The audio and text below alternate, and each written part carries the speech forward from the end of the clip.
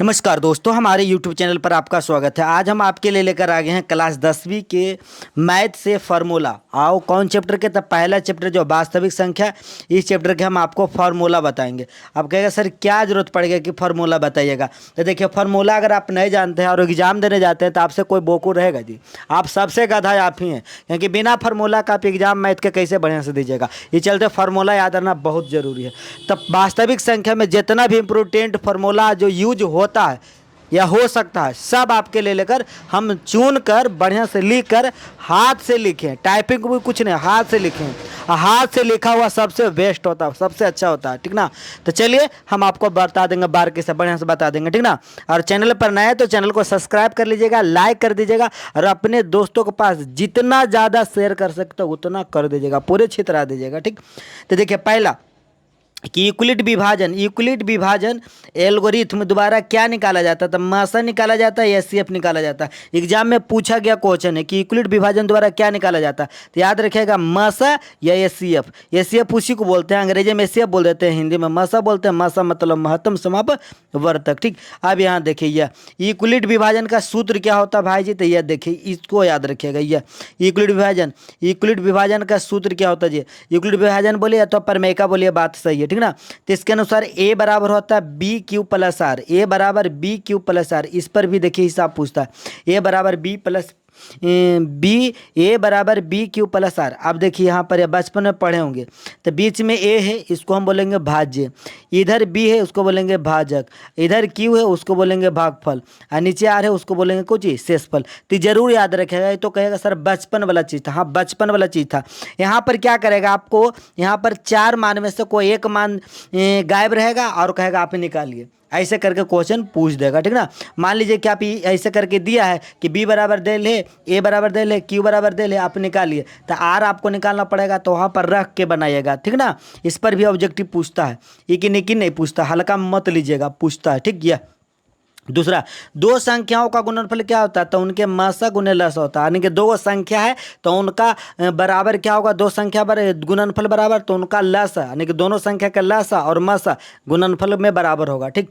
मान लेते हैं कि दो संख्या है, वो ए है वो बी है, तो उसका मसा एचसीएफ और लसा कुछ एलसीएम, ऐसे करके बराबर होता है। इस पर भी ऑब्जेक्टिव पूछता है, ठीक ना। आगे देखिए, पहली संख्या गुने दूसरी संख्या बराबर मासा गुने लसा, ऐसे करके भी ऑब्जेक्टिव पूछता है। चलते हम ऐसे करके छितराक लिख दीजिए।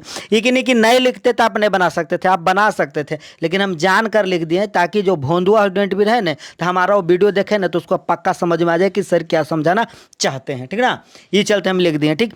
अगर मान लीजिए आपसे पूछा कि पहली संख्या क्या होगा, तो पहली संख्या बराबर आप झकास सूत्र लगाइएगा कि मासा गुने लसा बटा दूसरी संख्या। पहली संख्या अगर आपको निकालने कह दे तो मासा लसा बटा दूसरी संख्या का लगा कर निकाल लीजिएगा। अगर मान लीजिए आपको पूछ दे कि नहीं हमको दूसरी संख्या निकाल के बताइए भैया जी, दूसरी संख्या, तो क्या लगाना? वही है मसा गुने लसा बटा पहली संख्या, वही सूत्र लगाना, ठीक। मान लीजिए आपसे मसा पूछ दिया तो वह लगाना दो संख्या गुणनफल, ए बी मतलब क्या हुआ? दो संख्या गुणनफल बटा लसा, ये सूत्र लगा के निकाल लेना है, ठीक ना। अगर आपसे पूछ दे के लसा निकालिए, के लसा के लिए सूत्र बोलिए, तो वह लगाना है दो संख्या का गुणनफल, ए बी ऊपर गुना में रखेंगे, अब बटा क्या लिखेंगे? मसा लिखेंगे, ठीक।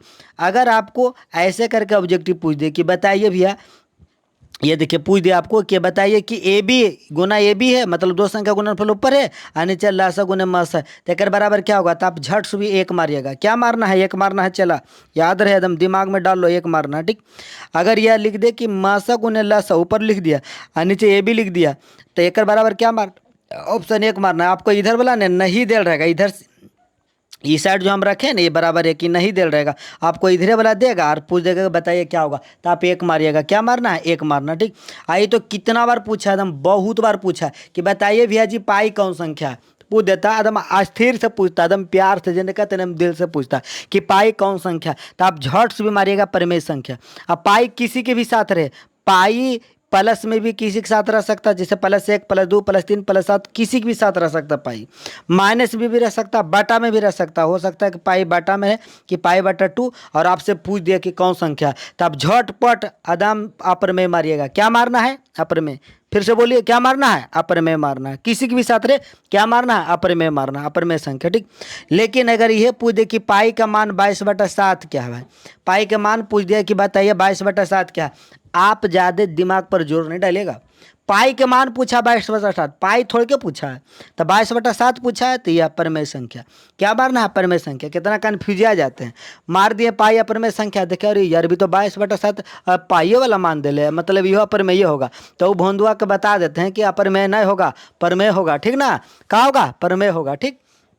अगला, अगर मान लीजिए कि पूछ दिया आपसे √2 कौन संख्या है, √3 कौन संख्या है, √5 कौन संख्या है, हो सकता है बटा में पूछ दे, हो सकता है कि जोड़ में किसी के साथ पूछ दे कि 3 + √2, माइनस में घटाव में पूछ सकता, हो सकता है कि यहाँ बटा या √7/2 ऐसे करके पूछ दे। तो याद रहे, ऐसे करके पूछा है जिसका वर्गमूल पूरा पूरा नहीं निकलता है। जैसे √2 के वर्गमूल पूरा पूरा निकलेगा जी, तो नहीं। √3 के निकलेगा नहीं, √5 के निकलेगा नहीं, बटा में निकलेगा √2 का मान नहीं, यहाँ पर निकलेगा √2 का मान नहीं निकलेगा। तो आप आराम से अपरमेय मारिएगा। इस पर आपको एक ऑब्जेक्टिव कह देते, लिख के दे देते, एगो पूछेगा। इस बार एग्जाम देते रहेगा ना आप, तो पूछेगा, एकदम गारंटी बोलते हैं, झूठ नहीं बोल रहे, पूछेगा, आप बना लीजिएगा। ठीक। तो इस पर पूछता ऑब्जेक्टिव भी चलते, ये भी दे दे कि नहीं हमारा जो चेला देख रहे हैं वीडियो, जब एग्जाम दे बजाए तो उनको माथा में दर्द नहीं रहे, आराम से बना दे, वो कहे प्यार से कि हम चंदन सर के वीडियो देख के लिए। ठीक। अब देखिए इस पर तो एक ऑब्जेक्टिव सर ही पूछता ही है, पूछ देगा कि सबसे छोटी पूर्ण संख्या कौन है, तो 0। याद रखिएगा, सबसे छोटी पूर्ण संख्या 0, सबसे छोटी प्राकृतिक संख्या तो 1, सबसे छोटी सम संख्या तो 2, सबसे छोटी विषम संख्या तो 1, सबसे छोटी अभाज्य संख्या या तो रूढ़ पूछ देगा, बोलेगा अभाज्य संख्या या रूढ़ रूढ़ ऐसे करके पूछ देगा, कहेगा या तो अभाज्य संख्या बताए या तो रूढ़ संख्या सबसे छोटी तो 2, या तो पूछेगा भाज्य या पूछेगा यौगिक, दोनों बोल सकता है, या तो भाज्य बोल देगा या तो यौगिक बोल देगा, कहेगा सबसे छोटी संख्या कौन है, तो 4। चलिए परिभाषा भी बताते चल जाते हैं।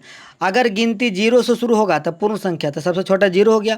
प्राकृतिक संख्या गिनती की संख्या को बोलते हैं, गिनती कहाँ शुरू होता है 1 से, तो सबसे छोटी 1 हो गया। सम संख्या यानी जो 2 से केवल कटे तो सबसे छोटी 2 होगा। विषम संख्या, विषम संख्या मतलब जो 2 से पूरा पूरा नहीं कटे तो 1 से शुरू होगा तो 1 हो गया। अभाज्य रूढ़ संख्या मतलब अपने से कटे और केरो से न कटे, अपने से कटे और केरो से नहीं कटे, तो 2 से शुरू कीजिएगा, 1 से नहीं 2 से शुरू कीजिएगा। ठीक। देखिए 2 हो जाएगा, 3 हो जाएगा, 5 हो जाएगा।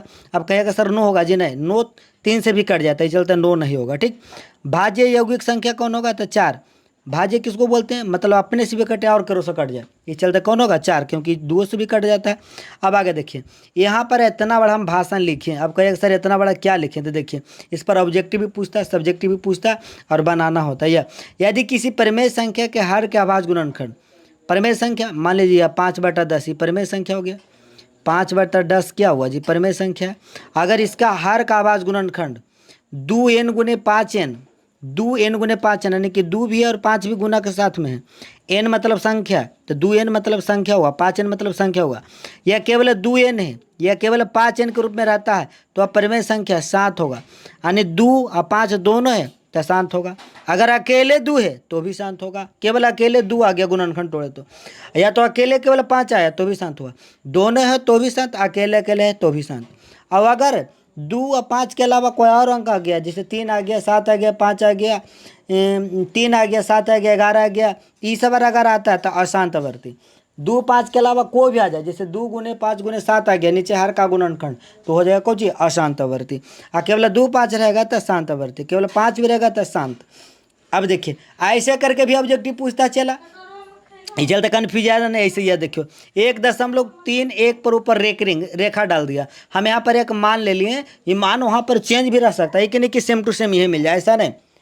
8.5 पर रेकरिंग, 8.61 पर, दोनों पर रेकरिंग ऐसे करके रहेगा। आप पूछ देगा कौन संख्या था, परमेय संख्या मारना है, कौन संख्या मारना चला, परमेय संख्या मारना, परमेय संख्या। ऐसे भी पूछ सकते हैं, देखो 1.21 फिर 1 2 1 2 1 2 1 2 ऐसे करके है, यानी कि देखिए 1 2 1 2 बार बार रिपीट हो रहा है, 1 2 के अलावा और कोई नहीं आ रहा है, ये ध्यान देना, 1 2 के अलावा यहाँ पर आप कोई नहीं आ रहा है, तो परमेय संख्या, कौन संख्या, परमेय संख्या।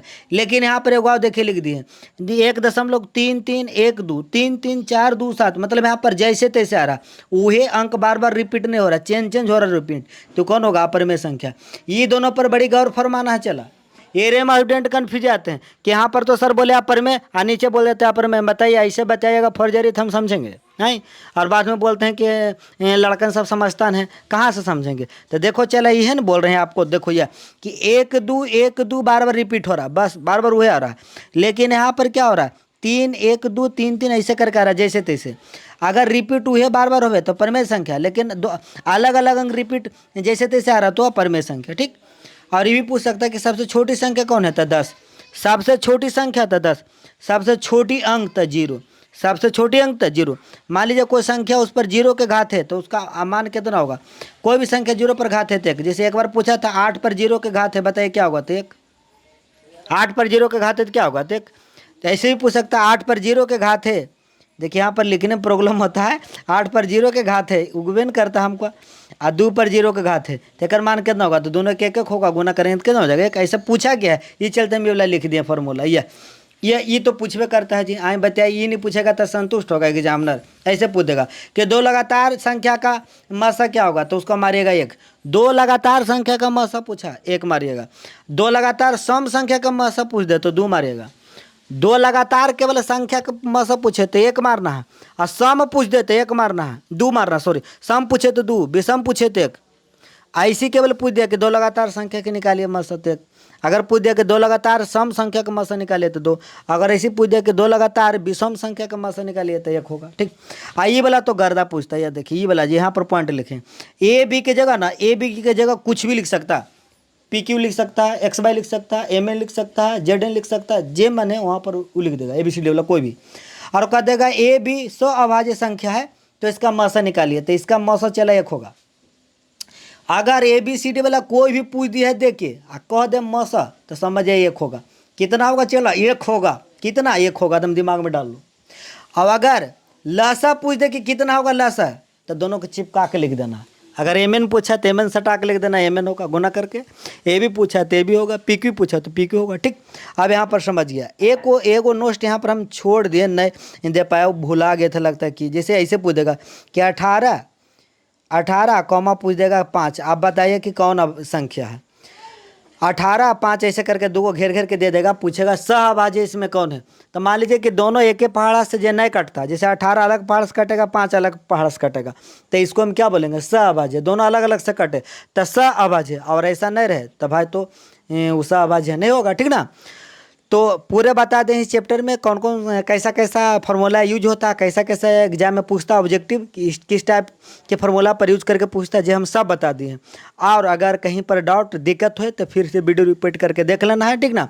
और वीडियो पसंद आए तो एक लाइक ठोकना है, चैनल पर नए है तो चैनल का सब्सक्राइब ठोकना। और अगला चैप्टर पर चाहते हैं कि फार्मूला फिर से सर हमको बताए इसी प्रकार, तो इसके लिए कम से कम 100 लाइक पुराना है वीडियो के, और कम से कम 10 गो के पास आप भेजिए वीडियो को, कितना के पास, 10 गो के पास, ठीक। फिर आपसे मिलेंगे अगले वीडियो में, आज के लिए बस इतना ही, बाय बाय टाटा, जय हिंद, वंदे मातरम।